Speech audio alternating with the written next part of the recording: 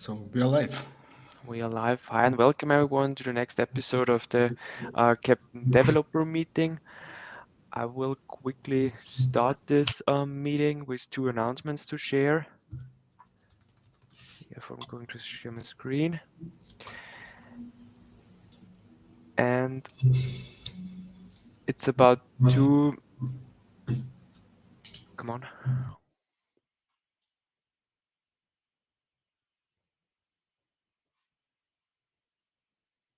Okay, now it's working.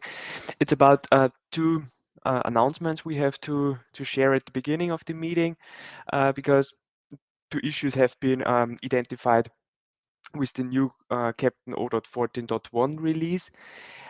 Both have been published and shared in Slack or on our upgrade guide, but I want to emphasize it again here in this meeting. And the first information is about the distributor. Please upgrade your distributor to 0.14.1 and also make sure that the environment variable pubsub_URL is set to nuts nuts followed by Keptn minus nuts. Here we have changed the name of the nuts cluster, and that's the reason why you need to make sure that now your URL, PubSub URL points to this name. As said, informations about doing this are provided on the Keptn upgrade guide. The link you can follow just here. And then the second issue we encountered is with Helm, meaning when you do a Helm upgrade and use the --reuse values flag, then Helm does not properly update the Helm charts of Keptn, and you will then run into a problem. And instead of using this flag, you need to go with the option of, let me just open it, of fetching the values first. This is Helm get values, Keptn minus n Keptn, and then you just put it into a values.yaml, and then you consume this YAML while you're running the Helm upgrade command. Meaning, as you can see here, at the end I have added this --values equals my values.yaml, and I'm not using the reuse values flag anymore. And so you are on the safe side when using a Helm upgrade for upgrading your Keptn installation. All right. Are there questions regarding these two announcements?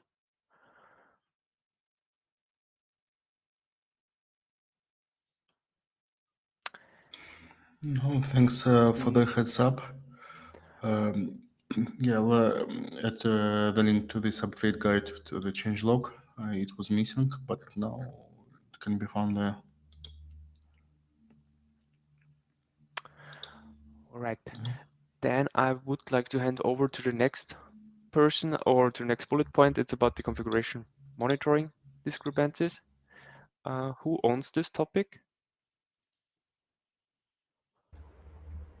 I put a note on there, so I'll discuss it. So I've seen a couple of times where you do Keptn configure monitoring and it times out, and there was a couple of messages in Slack we had back and forth about the discrepancies between configure-monitoring, configure.monitoring. So I just wanted to bring it up and see what the latest is on that. Yeah, we are aware that here we have actually not Keptn conform events that we are using. As you pointed out correctly, we use here configure monitoring and has not the pattern of triggering it and then waiting for a started or finished event. We are aware of this problem. Currently in the current sprint, we don't have issues to get it resolved, but as soon as we have some space left to pull in such cleanup issues, we will address it. So I think the question is what are we supposed to do now then? How do we resolve the issue? Yeah, this is it will then follow just the default eventing standard, where you have configure monitoring.triggered event in order to inform the service that the service needs to configure something. Once the service then starts working, it sends back configure -monitoring.started. And once it's finished, it sends back the finished event so that Keptn as control plane knows about the completion of the task itself. Oh, It you will. mean? Sorry, go on. You can then also think about adding this task into a sequence execution and not triggering it anymore using the CLI. It will be then like any other task in a sequence, behave the same way. Okay. You mean like sending an event, configure -monitoring event through the CLI to configure monitoring? Right. We will not delete this CLI command, but we will change it in a way that you can also add this configure monitoring task into a sequence execution. Okay, so if I'm understanding this right, correct me if I'm wrong, you mean we will add configure -monitoring as an option to configure monitoring CLI command, right?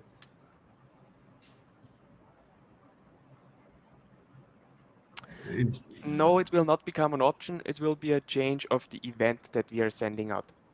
I can send on the chat the link towards the issue, so maybe you can read it and provide your input here. Cool. For now, this means we'll have to read the configure.monitoring event in our service and interpret it as a configure -monitoring event and send that event back to the CLI, right? I think that's what Prometheus service is doing at this point of time.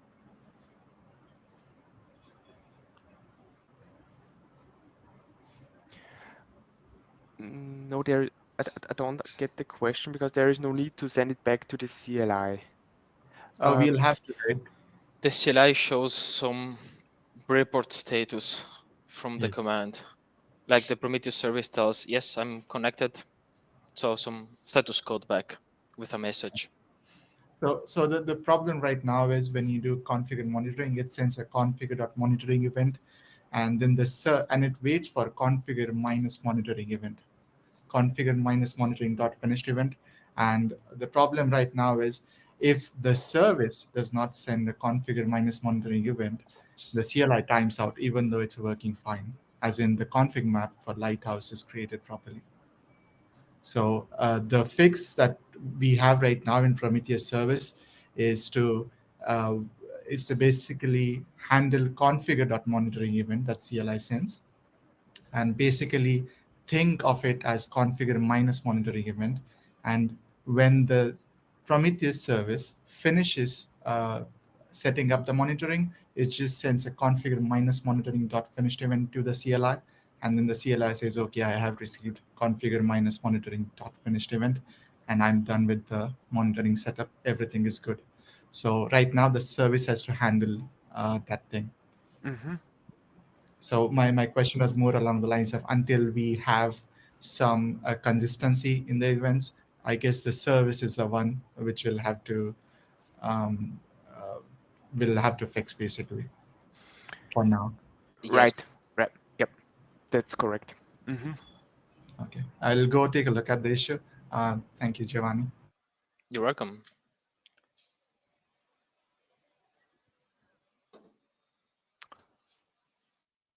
All right.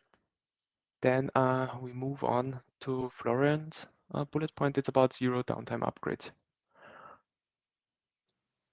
All right, just 1 second. I'm probably gonna hear myself again talking. So following the usual approach of, I will turn down my volume now, and if there are some questions afterwards, I'll be happy to take them. All right, what did I do this week? So I did some tests regarding the zero downtime capabilities of Keptn, because we want to be able to do upgrades of Keptn without interrupting the usage of the Keptn. So we want our APIs to be available while the upgrade is going on. And of course, we also want to be able to still execute sequences and not have them ending up in inconsistent state for some reason because the pods of the previous installation have been terminated. And yeah, basically what did I do? So I checked where we need to still adjust something in order to reach this goal, and also how we can automatically test this going forward, and what other problems we might have with this regard. So for that, I created an experimental pull request where I implemented what I thought would be necessary to reach this zero downtime capability. And based on that, I have created several implementation issues. So just real quick, what will be necessary? So we will need to first update the upgrade strategy of our deployments, because right now most of the deployments are using the recreate upgrade strategy, which means that when upgrading, the previous pod will be terminated, and once that is done, the new pod will be started. So of course, with that approach, we would have a downtime.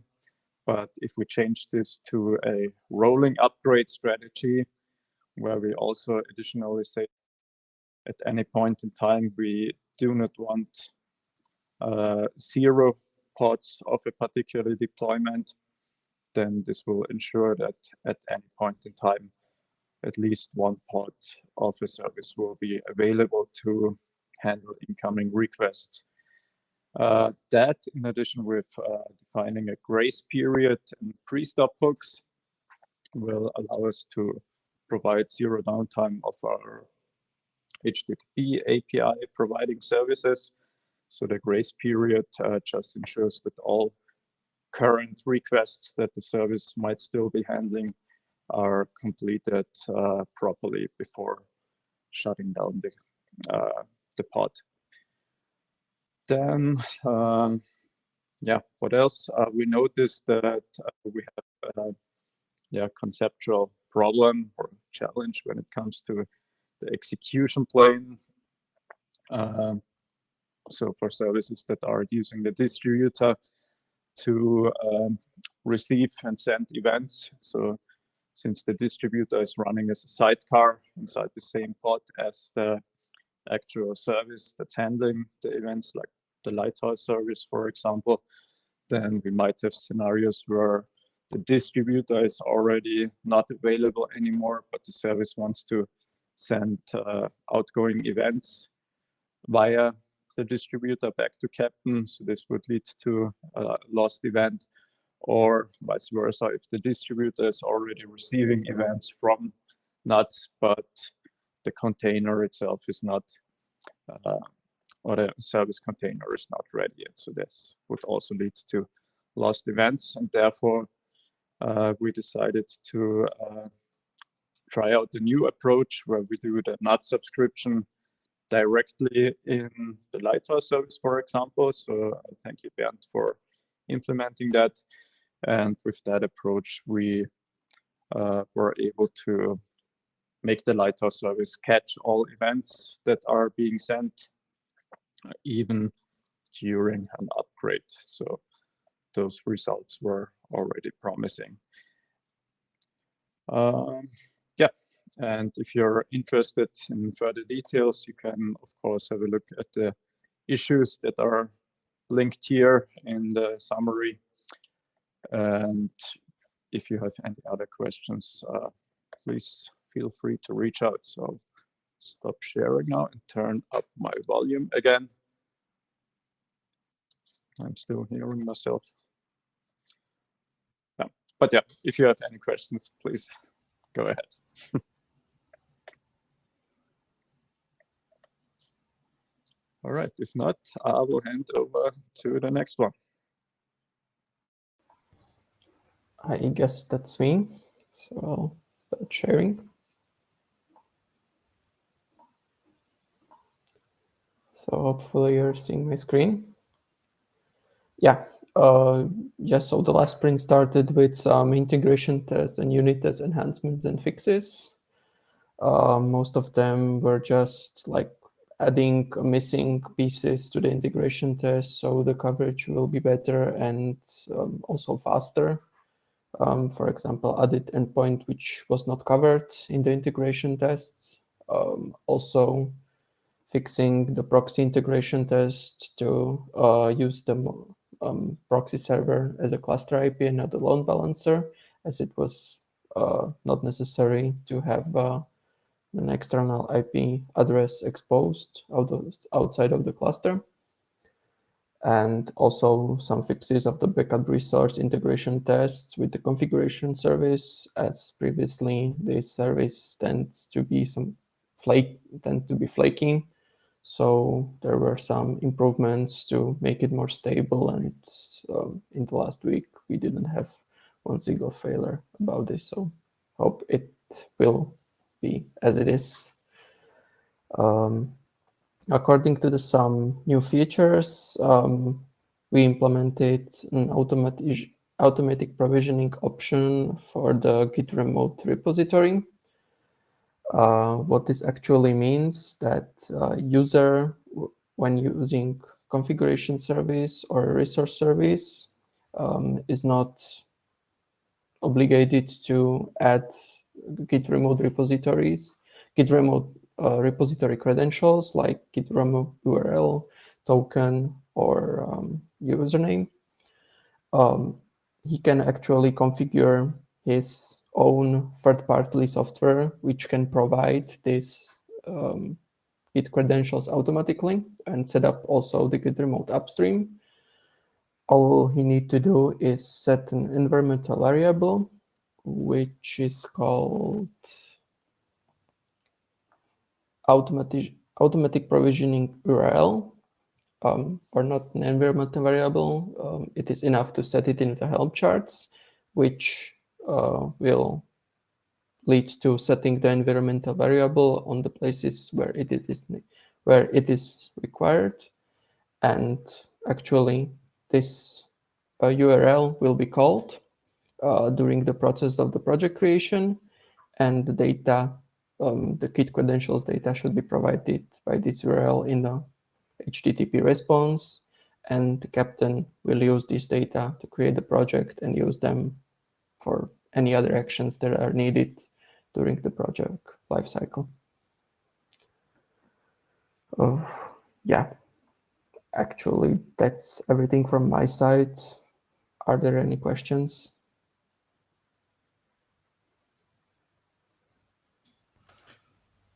Thank you. So I will hand it to Moritz. I have a question, Andre. Yep. I think in the integration test of the provisioning URL feature, you've used some kind of a ready-to-use mock server which can be installed in a cluster and used for testing. Yes. How's your experience with that? Is that something worth following for other use cases as well, or was it too complicated? It was a really simple mock server. Yeah, it's called mock server. It's an open source. It is an open source project. Actually, the whole configuration of this mock server was just small JSON file where you just defined what request does the mock server receives and what response should it send back. So for mocking the third-party software providing the remote repository, it was enough. So no troubles there, straightforward actually. Yeah, really straightforward. Good. Thanks. You're welcome. And maybe something to add here. The mock server is actually set up statically in the integration tests. And so you could go ahead, for example, and configure it new for every integration test, which would be pretty useful, I guess. So if there's the need, we can just add a new integration test and configure the mock server however we want in that single integration test. and then reconfigure it for the next one. So it should be So nice it's to use. already set up on the test clusters we have. Yes. So running integration test locally has another dependency to do manually now. It's just the one Helm install command you should do. Yeah. So the configuration of the mock server actually happens inside the test directly. Yeah, you just need to install the mock server itself. Yeah. So we need to document this because right now, if you set up your cluster locally and want to run integration test on it, it's yet another step you need to do. You need to set up Kitty, you need to set up this one now, and so on, and we need to write that down somewhere, I guess. Yep. Good. So I guess handing over to Moritz. Yep. Thank you. I can share as well.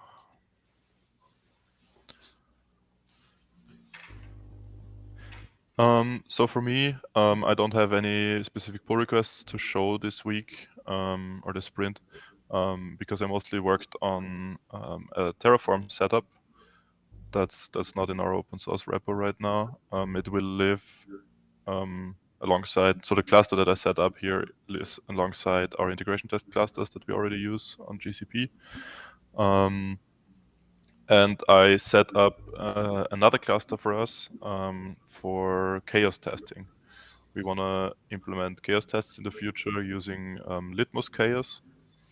And for that, we needed a new cluster with some basic setup stuff. So this cluster already has Litmus installed, including Gitty as well, and also an Ingress Nginx if we want to access anything from the outside. So yeah, that's what I mostly worked on. It's all done with Terraform as infrastructure as code, so it should be super nicely extendable as well if we need any new clusters.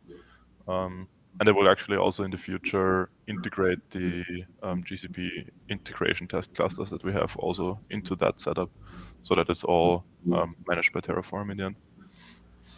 And we don't have to do anything by hand there, basically.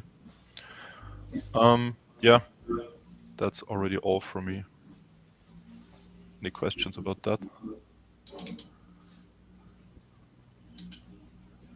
Then I will already hand over to Klaus.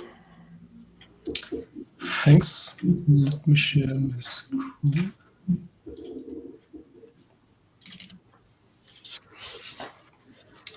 Okay.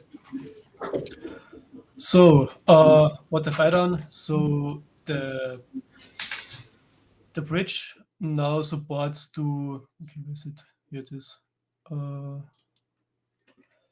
To configure SSH or HTTPS, more complex way, for the GitHub stream. This is currently it is only available for the resource service if it is enabled. So it is enabled via the Helm value that is used for the resource service or via the environment variable, resource service enabled for the bridge server. Then this new form is shown, else the old one will be there without certificate proxy.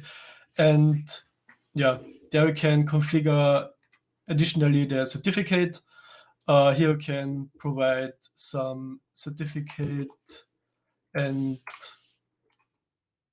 just the one.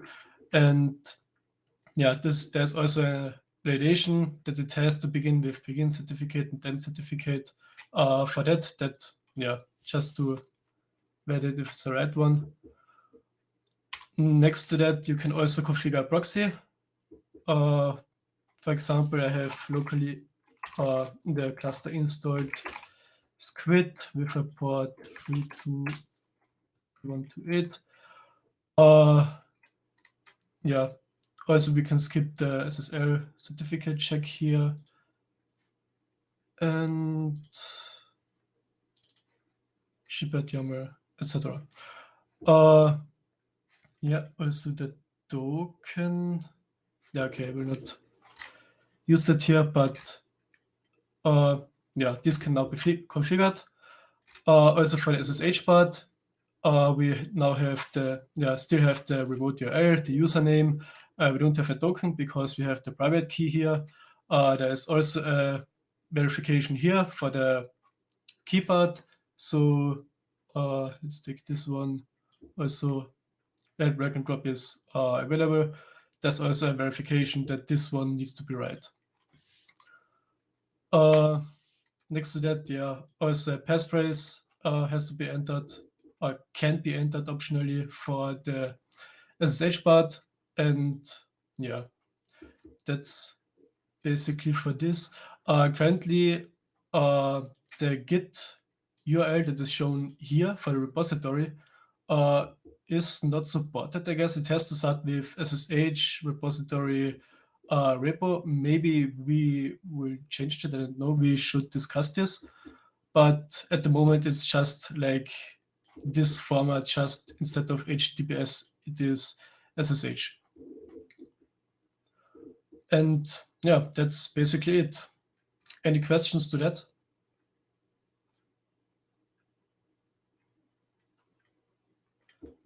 If not, then I will hand over to Anna. Thank you.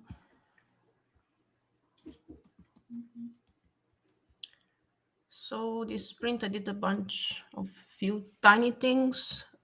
Start from one that still need approval, but it's basically done. This is linked to a bug that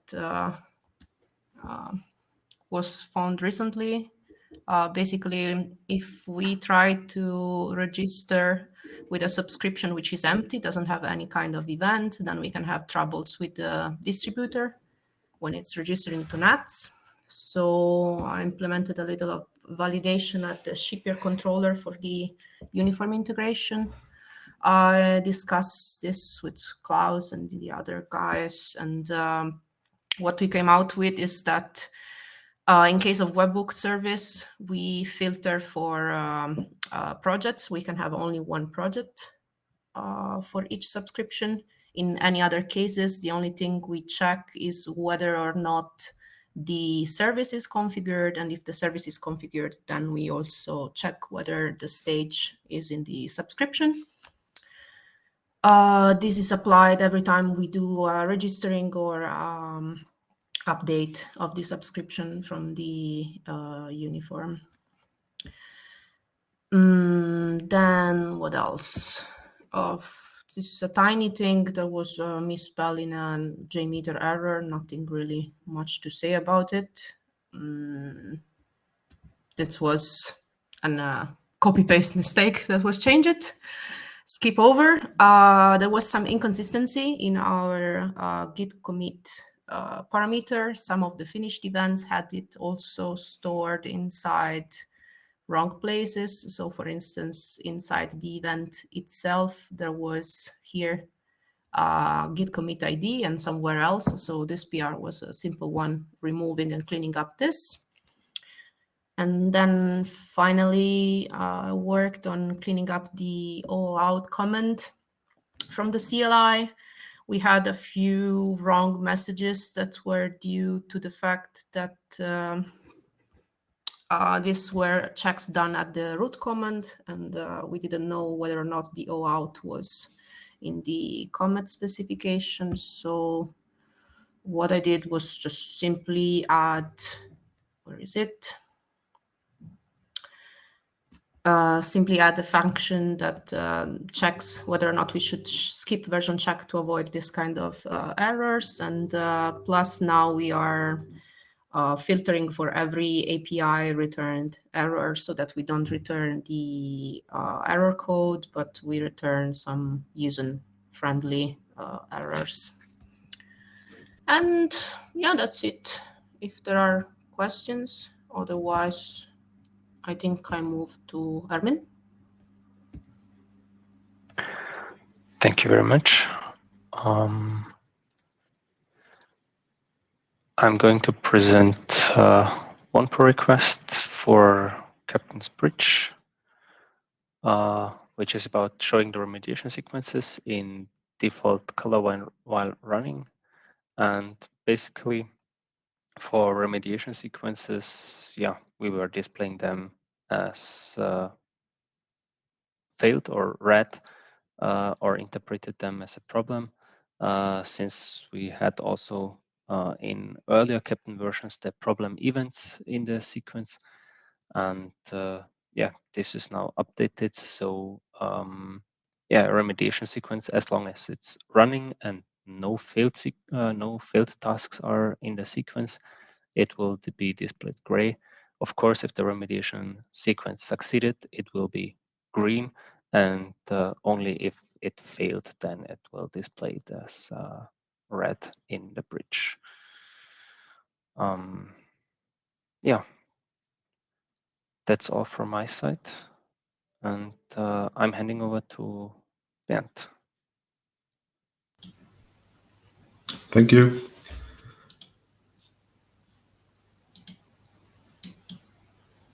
So,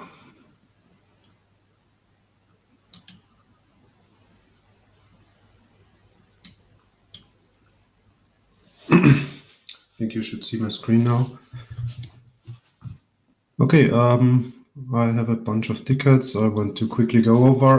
The first one was this one, a chore ticket, which is just a cosmetic one where I just went over the current code and replaced the wording or the term unallowed with denied, since I think unallowed is no proper English word or something like that.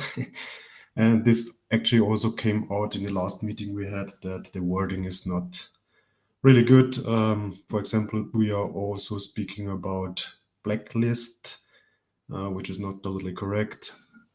So somewhere in there, blacklist. I also replaced the occurrences of that terminology, blacklist cube URLs, for example, with denied URLs and so on.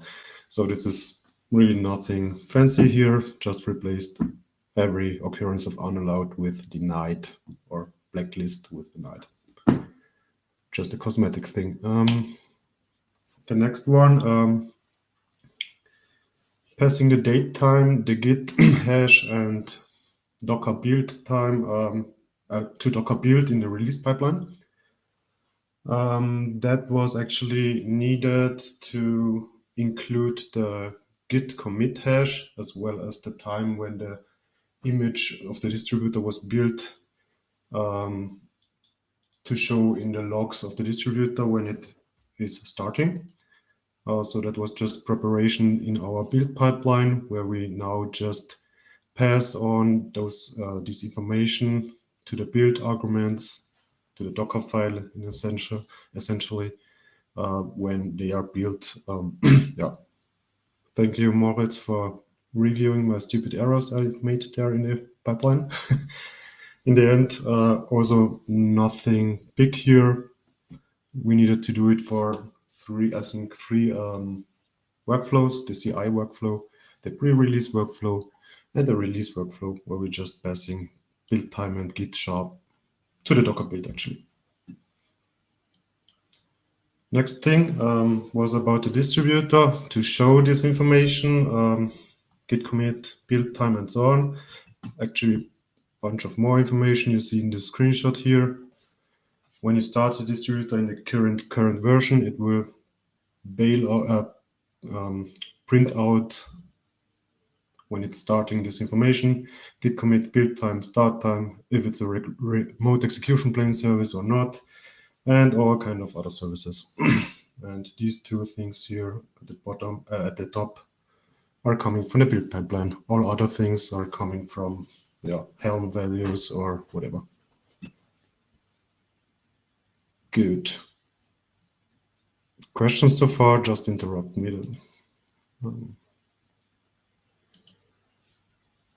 Next thing, there was a problem about the project name size, where it depends on whether you're using MongoDB or DocumentDB or whatever. There are certain restrictions on field names which could be stored.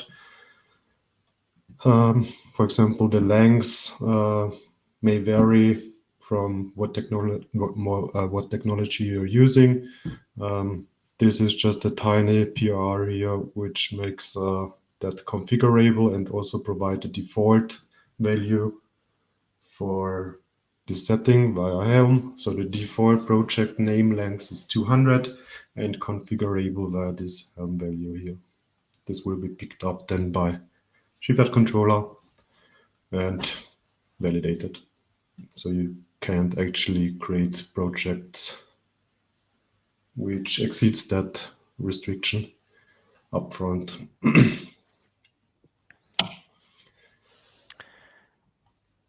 Yeah, question? Yeah, Bernd, can I ask you a question? We have now here a default of 200 characters for project name.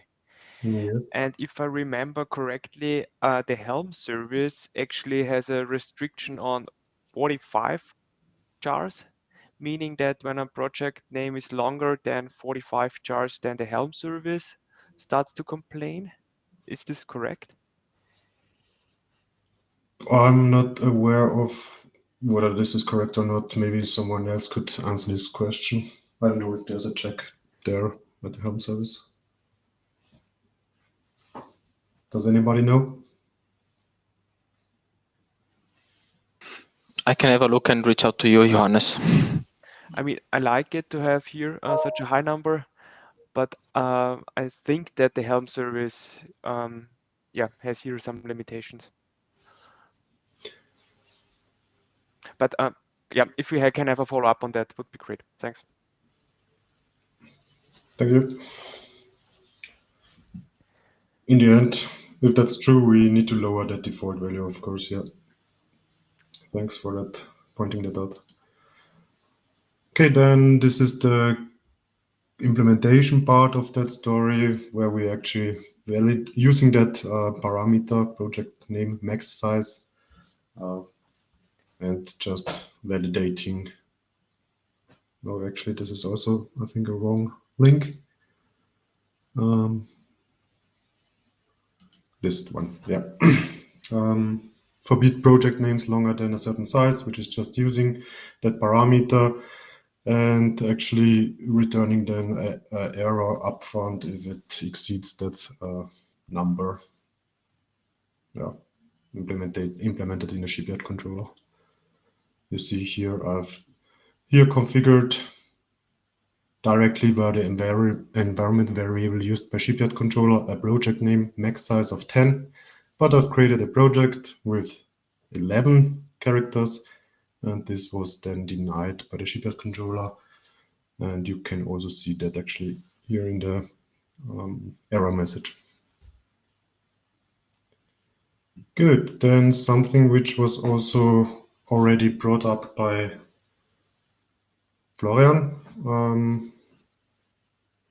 In this sprint, I've created a kind of prototype of a library we can use on the control plane and later on maybe also on the remote execution plane to completely get rid or replace the need of having a distributor. Here we can actually take a look at how this looks like. So the motivation here was not hop via the distributor to reach out to the Keptn control plane, but do it directly from your Keptn service via just a library provided by the core team. We'll take a look here. I've named this library for now libcp connector. CP stands here for control plane, so kind of a control plane connector. And what we can see here, let's close this implementation, but here's an example I've just created for demoing to you. So actually, if you want to create a service without a distributor, then you just need to provide some wiring code and feed this to the library. The first thing you would need to do is create a Keptn API object with an endpoint, and of course with a token. Then you have that one, first thing. Second thing is to create something I call subscription source. So that's something you use to get informed about subscription changes. You just provide it with the uniform API of the Keptn API. The third thing you need to create is a connector, which will actually create a connection to the message broker. Here in my demo, I have port forwarded my NATS message broker on my cluster, and I just use the local host address with the port 4222 here. Then you need to create what I call event source, and there can be multiple kinds of such event sources. One event source is NATS based, for example, NATS event source, which just means it's talking directly to NATS to get its event. Another implementation would be an HTTP event source, which is implemented in a way that it's not talking to NATS, but just talking to the public Keptn API to poll for events and give it then. And there could be any kinds of event source implemented. As long as they fulfill the interface, it's fine. And in the end, you just provide the subscription source and the event source to something I just called control plane. And then you need to register. So it's a little bit of code here, but it's just wiring code, putting the dependencies together and nothing fancy going on here. How do you register? You give it a context, as always, and something which needs to fulfill the integration interface. How does this look like? For now, it just has a method on event. So this will be called whenever an event is coming in. And you need also to provide data via a registration data method, where you could provide initial data for the control plane. What is my integration name? It's here just whoopie doopie. Where am I running? What is my version? And so on and so forth. And you could also provide initial subscriptions already. So that's still necessary because we always had the possibility to give the user the possibility to create initial subscription via environment variables that pops up a topic thingy. So that's the equivalent to this. Later on, maybe this is not needed anymore because we have some kind of more central way of configuring subscription. But right now it's there, and you need to provide this method on your integration and just say, what are my default initial subscription? Here I don't provide any subscriptions. Okay, that's already it. This example here will not do anything with the event, but just print out got an event and the event type. Let's try to run that example. Note that I'm really not using any distributor or something like that. It's just a plain process. And it's already running, and we should see in the uniform screen here our service whoopie doopie. And it has no subscriptions. We can add one. Let's do it for all projects. Echo triggered, create subscription. And if I would now just, where can I do it? If I just go here, trigger new sequence, custom, echo service, first stage, next, sequence, echo service, and trigger that one. I see on the right side my process just got that event where the on event method, and just print out that it got an event. Of course, here now we just see that shiplet controller is actually waiting for started and finished event and so on. You know that, but my initial implementation here is not doing that, so we just abort that sequence, and that's it. Good. I think that's really nice that we can now just connect via lib and don't need that distributor in every place, because we figured out that the distributor on the configuration plane it's a nice thing to have, yes, because it makes you language agnostic and so on. You don't need to write your service in Go and so on, but we only have services written in Go on the control plane, and there's really no need, I think, for the distributor. And eventually we will just on the control plane get rid of the distributor and just use that library directly.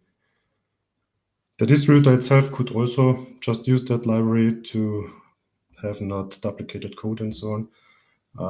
But that needs to blend in the future. For now, this library only supports event source of type nuts, and also the event source of type HTTP needs to be implemented. Yeah. What I've additionally done, and what was also already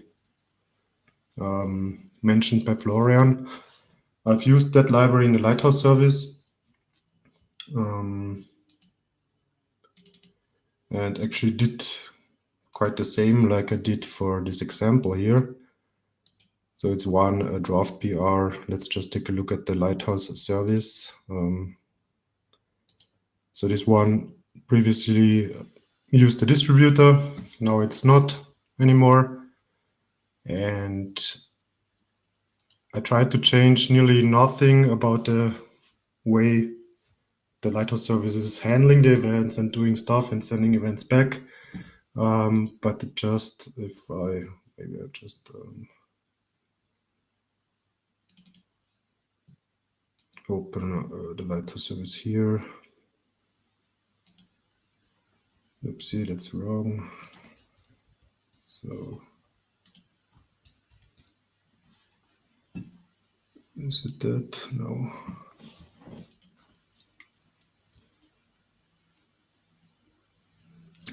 Here we have it.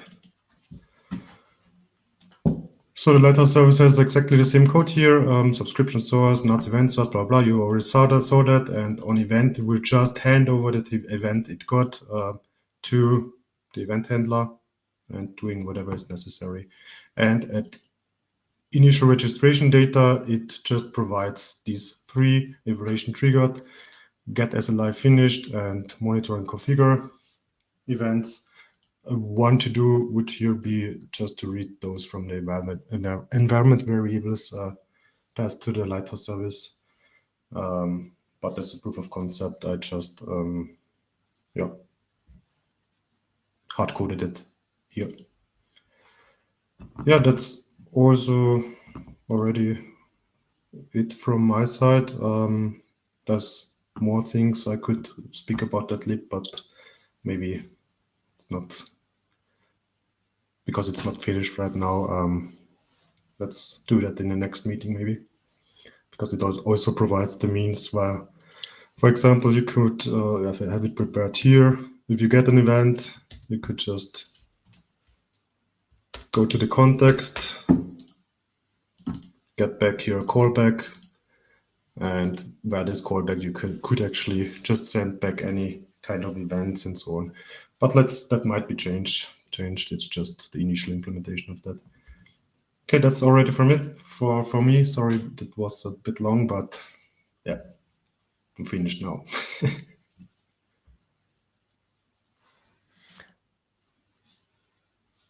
A little bit long, but important. Important for everyone, because with this change, the distributor will be gone, and so all integrations also need to adapt this new library and so on. And I think it's definitely worth to start talking about this topic today, as it will be part of the next developer meetings anyways. Really great work. Cool to see what has been accomplished in the last 2 weeks. Awesome. Are there any additional notes in the agenda? Note there aren't. Then a question to the community. Are there any questions that came up during this meeting?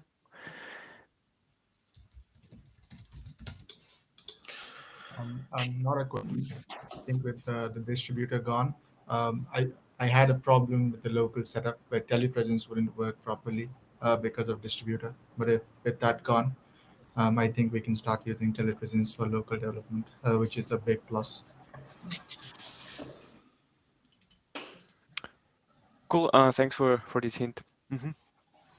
Yeah, and when the distributor is gone, I think also developing integrations is easier, as you don't have to run two processes anymore, and so also this part will be more easier for everyone. I mean, I would not completely get rid of the distributor in all places. There might be still places where it's really nice to be not bound to a Golang, for example. But it will be certainly easier because also the distributor will just use that lib, and we don't need to maintain code twice or even more often. But maybe the distributor will just be something which is living on a remote execution plane context for services that are not written in code. Agree. One other thing, obviously not an answer today, but Andy mentioned it as well.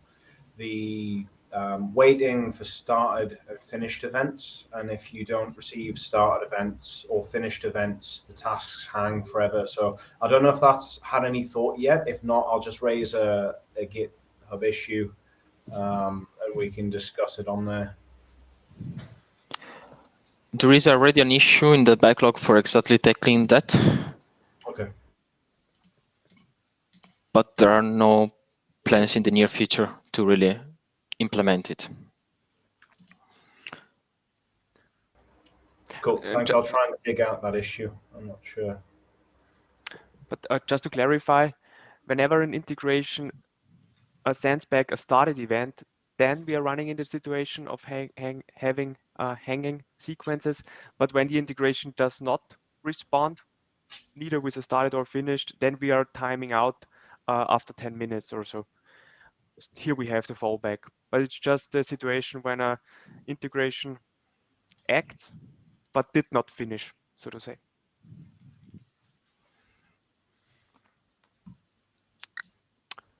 One last note before closing the meeting. I look into the Helm service, and the limit that we have there is 53, but it comprises of project-service name-stage. So it's harder to really compute just for the project name. And it's used only to create a virtual service. All right, and for this is the DSTO case. Yeah. Okay, yeah, then we have to reflect here a little bit if it's still needed, or we can open up the length. Cool, thanks for doing the outreach during the meeting. Okay, if there are no further questions, then we will give you back 6 minutes. Thanks for joining today, and see you then next time in 2 weeks in this developer meeting. Have a nice one. Bye, everyone. Bye-bye. Bye. Thank you. Bye-bye.